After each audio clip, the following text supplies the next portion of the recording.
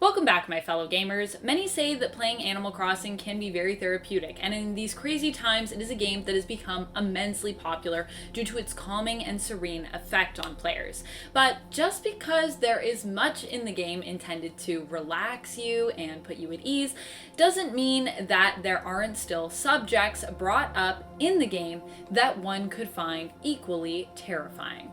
As magical as Animal Crossing is, it's still a world filled with expectations, death, spiders, talking animals, and mystery, all of which could leave you dreading the very game that brings many peace. Today we'll be exploring some of its triggering aspects as we count down the top 10 scary phobias Animal Crossing could trigger.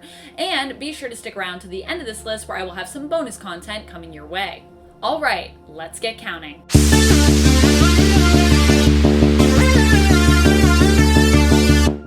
Number 10. Agoraphobia. Weather changes from day to day in Animal Crossing. It can be sunny, rainy, or even windy. Different weather conditions and seasons will affect the bug and fish population, among other things. But a windy day could also trigger someone suffering from Agoraphobia, or animalcrophobia, which is a fear of wind, especially as wind sounds are used as a signal that an air current is blowing a package overhead, which you can then shoot down out of the sky with your slingshot. Those who have a fear of wind, however, might not find the idea of random packages blowing by as fun as was originally intended. Number 9. Agoraphobia. As Animal Crossing mostly involves open spaces with no viable way to escape your surroundings, it's unsurprising that people who suffer from agoraphobia might find the game more anxiety-inducing than they'd hope. Those with a fear of unsafe environments could either find themselves soothed by the game, using it as a safe escape, being a virtual world where nothing can harm you as the player directly, or could find their fears triggered even more by a world like Animal Crossing, where you don't always know what will happen, and where you have very few ways to escape your little slice of paradise. Number 8. The Lhasaphobia. This one especially applies to New Horizons. The Lhasaphobia is a fear of the sea. If you are an Adventure Time fan, this was something you may have been introduced to through one of the main characters, Finn the Human, who has an intense fear of the ocean. This fear can also apply to deep bodies of water, sea creatures, and even the fear of waves or potential unknown sea monsters.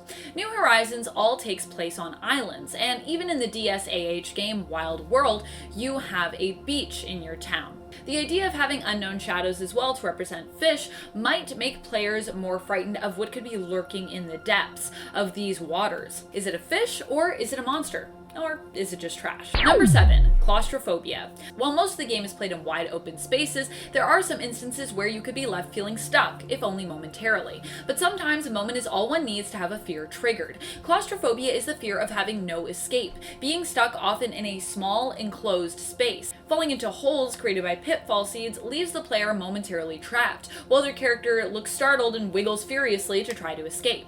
Eventually, you will get free from the hole you are trapped in, but for those with severe claustrophobia, this might prevent them wanting to continue, especially as it's possible sometimes to get distracted in the game, running or falling into a hole that wasn't spotted initially. Try to look where you're going when you're running. Number 6. Chromatophobia.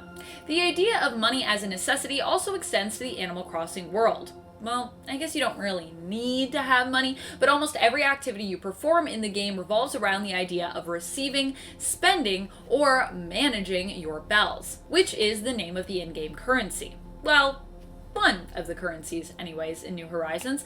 In New Horizons, there are actually quite a few different forms of currency for you to use in exchange for goods or services. Buying, exchanging, and collecting these currencies adds more opportunity for players suffering from chromatophobia to be triggered. Chromatophobia is the fear of money, including amassing it, spending it, and managing or budgeting with it, all of which the game Animal Crossing deals with. And let's not forget about what often feels like your never-ending house debt in the game. Number 5. Autophobia. Autophobia is a term sometimes used to define the fear of being alone or isolated, although there are many different words to describe that fear. In Animal Crossing, of course, you will find yourself surrounded by friends and neighbors, so you would think this fear would be impossible to be triggered. But the fear often extends to being bigger than just the fear of physically being lonely. It can also come hand in hand with a feeling of worthlessness. In other words, a person might fear being alone, which might also manifest in such a way that they they feel worry or feel no one likes or accepts them. They may not even believe they are worthy of love or friendship. As such, the sometimes bizarre social interactions in the game might be overanalyzed by a player and lead them to feel like no one likes them and they are all alone, which is both sad and terrifying.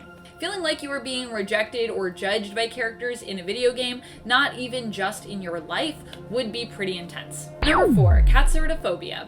For those who are triggered by cockroaches, Animal Crossing might not be the game for you. Not only are there multiple types of cockroaches in the game for you to uncover, eek, and catch, but often if you've had a long break in between sessions, your house can become infested with them. You must then run around trying to catch or kill them by stepping on them. Instead of running towards them, however, those suffering from a fear of the insects may find themselves running away in terror and find it difficult to even return to or live in their home in the game thereafter. Number 3, Arachnophobia. With Spider Island being a potential thing in the world of Animal Crossing New Horizons, it's unsurprising that players who have a fear of spiders might find the gameplay in Animal Crossing triggering. However, you can of course choose to not pursue this route and simply not make a Spider Island, but the fearsome creepy crawlies in the game will still exist, and it is still possible that they will come after you, chasing you, and if they catch you, knocking you out. So while you can become a billionaire through tarantula and scorpion farming, those that are afraid of arachnids might find themselves wishing they were instead armed with bug repellent as opposed to a net. Number 2, Zoophobia. Zoophobia is, you likely guessed it, the fear of animals. Playing a game like Animal Crossing could definitely trigger this fear, as other than the players, every other character and creature in the game is pretty much an animal. Some animals talk and are anthropomorphic, which actually might ease this fear for some, but those who suffer from both zoophobia and anthropomorphophobia will just be even more triggered. Anthropomorphophobia is the fear of non-human objects or creatures that exhibit human characteristics or traits, which gyroids themselves in the game may also trigger. Wow, wow, wow. Number 1, Autophobia. Autophobia is a fear that the game Animal Crossing can reinforce in people or even instill in those who don't already have it to begin with. Autophobia is a fear of imperfection or a fear of things going wrong. Nothing can really, of course, go super wrong in the pleasant world of Animal Crossing, but you will likely have an idea of what you want to happen in order for things to go super right for you. Animal Crossing is somewhat a sandbox game, encouraging players to curate and build their own perfect towns or islands, but it is possible to make mistakes and get things wrong during the process, or to have certain aspects which are harder to control interfere with your master plan. For players who value perfection, this can lead to a paralyzing fear about messing up, making a mistake, or not having everything go the way you want. Thank you so much for watching. What are some of your favorite things to explore in the world of Animal Crossing? Is there anything in the Animal Crossing games that has scared you? What is your favorite activity to do in the game? Fishing, designing clothes, shaking trees, chatting with neighbors? Let us know in the comments below. And speaking of comments, it's time to turn to some comments from one of our latest videos, Top 10 Animal Crossing Glitches. Anderson Guzman comments, imagine a glitch where all your debts double. Geez, that's scary. That would be scary. I've never experienced a glitch like that in Animal Crossing myself, but the debt in the game has always felt kind of endless to me anyways. It's probably one of the most anxiety-inducing things about the game for me. And the debt never seems to end, but of course, it's also because I always want a bigger home.